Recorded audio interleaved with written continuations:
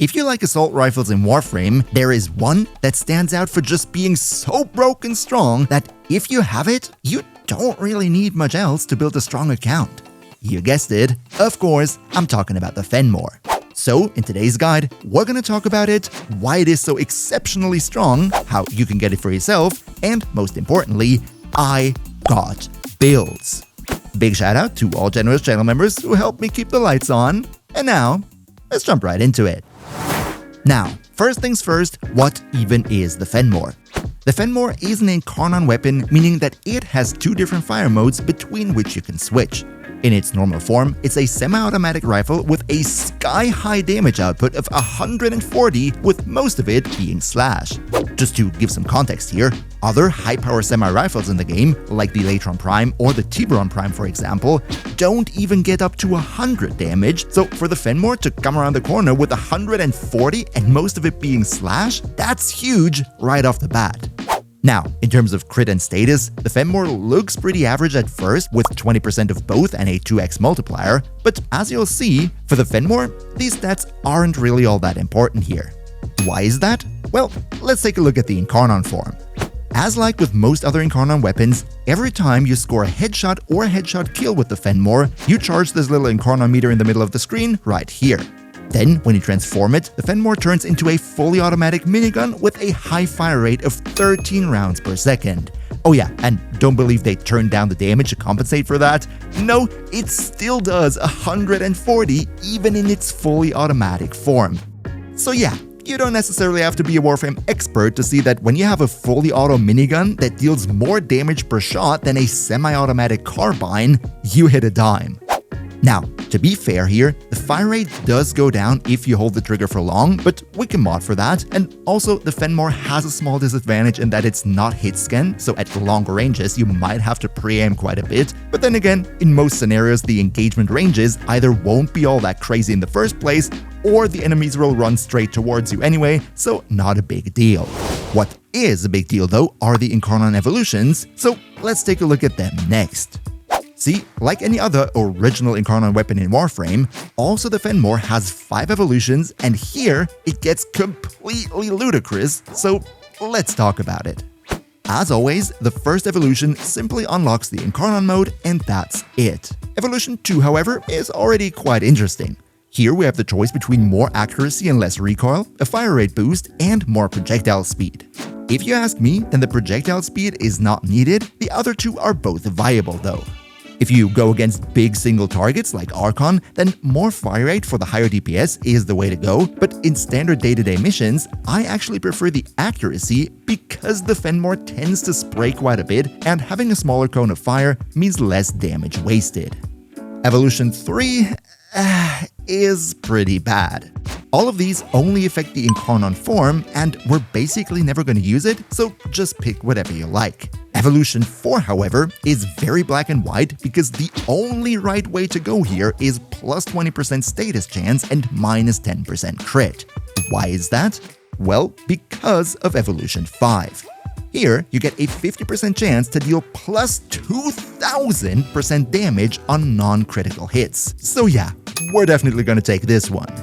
Now, the fun fact here is that this damage bonus is not just base damage, but actually multiplicative to base damage bonuses like Serration, which makes it even more ridiculous. Just to be clear here, with a 50% chance to get plus 2000% damage, we statistically make every already powerful bullet 10 times stronger on average. And just by the way, if you could spare a quick like for the vid, that would be super helpful with the algorithm, so cheers so much for your support. But with all that being said now, how about we take a look at how to build the Phenmor. Now, when it comes to building the Phenmor, there are quite the differences to your standard rifle build. Because of the fact that we don't go for crit here, we have 2 entire mod slots, those for crit chance and crit damage, that are completely freed up. So let's take a look at how this changes the build. First off, we need base damage and multi-shot using primary deadhead and galvanized aptitude as well as galvanized chamber. Also, because we have 2 more mod slots to play with, doubling down into damage with Serration is viable here as well. Next, we mod for whatever element we need for the faction we're up against. In this example, I go for Corrosive against Grineer with Infected Clip, Stormbringer, and High Voltage. And lastly, I added faction damage with Prime Bane of Grineer to add another multiplicative layer of damage, and then Val Acceleration for more fire rate, which doesn't increase the damage per bullet, but almost doubles the DPS because of all the extra shells that we're putting down range. This right here would then be the direct damage build, and by the way, in case you're using the Phenmor specifically versus Archons, you would go and replace the faction damage mod with Heavy Caliber for even more damage, because the only faction damage that works against Archons would be Rhino Skill Roar, which would then end us up with this build variation right here. So much for the direct damage builds. However, one of the strongest builds for this gun, especially if you run long endurance missions against armored enemies, would be a slash-focus status build. Here's what I mean. As we've seen in the overview, the Phenmor deals mostly slash damage, and with our Incarnate Evolutions, we end up at a high status chance. This means if we double down into more status chance and fire rate, we can get some crazy bleed effects out of this and naturally completely ignore armor in the same way. Let's check out the build. Also here, we need a lot of base damage with Serration, Heavy Caliber, Galvanized Aptitude, and in the Arcane slot, this time we go for Primary Merciless because we're killing with the bleed, meaning we won't get headshot kills, so we wouldn't be proccing Deadhead anyway. Then, Multi-Shot with the Galvanized Chamber and Vigilante Armaments, more status chance with Hammer Shot, fire rate with Val Acceleration, faction damage, and of course, Rifle Elementalist to make our bleeds even stronger. This right here would be the full bleed build variant, and as you also saw with all the other builds, I'm running Guided Ordnance in the Exilus slot. To be fair, this is not a must, but given the Phenmor is not the most accurate weapon under the sun, and because we're using Heavy Caliber on top of that, this one does compensate quite a bit for the loss in accuracy. And now, before we go over some of the synergies, I also quickly want to mention Rivens. If you wanted a Riven for the Phenmor, which stats should it have? Well, ideally, you would want to have a negative crit chance because every critical hit with this rifle is a net loss in damage. As for the positives, more base damage, more multi-shot, more status chance, or if you wanted to build multiple Phenmors into different elements, then go for those elements or faction damage bonuses.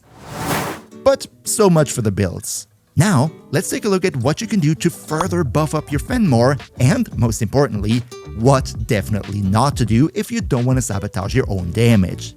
First off, naturally, every type of damage buff will help. So, frames like Rhino with a skill Roar or Mirage with Eclipse, as well as all those that can infuse elements onto weapons are great. By the way, a lot of these skills are also available in the Hellman system. Then you could also use Warframe Arcanes like Arcane Rage for example that gives even more primary weapon damage. However, what you should avoid at all costs though is stuff that increases your critical chance, like Arcane Avenger, Adarza Kavats, and frames like Satrine, Hara, or Frost should never ever be played with the Phenmor. If you like them, that's completely fine, but in this case, you're better off picking another Incarnon weapon that actually benefits from crit, like for example the Burst on Prime Incarnon, which in terms of damage performs very similar to the Phenmor, but has a fat crit stat and benefits from even more crit. Alright, if this all sounded nice to you, then you might be wondering, where do you get the Phenmor from? Let's talk about it. Now, the Phenmor is incredibly strong, but it also is a relatively late-game weapon. In order to be able to build it in the first place, you need to be Master Rank 14 and have the Angels of the Zeraman quest done, which comes after the New War, or in other words, you'll have to be pretty far into the main story. Once you have the Zeraman unlocked though, the rest is pretty simple. Level up your standing with the Holdfast to level 2, and then you can get the blueprint from Cavallero and build the Phenmor using some of the Zeraman resources. And if you now also want to know about the best other rifles in Warframe, then definitely don't miss out on this video right here. Another big shout out to Niels V, Demon Lord Zell, Demon Emperor, Emperor Prime, Nos Linux Gaming, Lycan Shepherd, Turtle Pier, Pepperwolf, Ondakani02, Misfire DX, Streamjet21, SynapKing 5000, Gribbly Pixie, Mihawk HE, Yagis, and all other generous channel members for your continuous support. We see each other, hopefully in the next one, and until then, as always, good loot!